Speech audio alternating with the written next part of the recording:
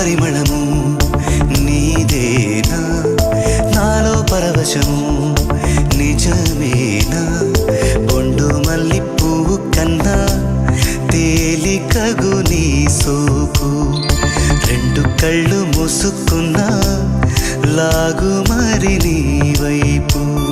సొగసును చూసి పాడగా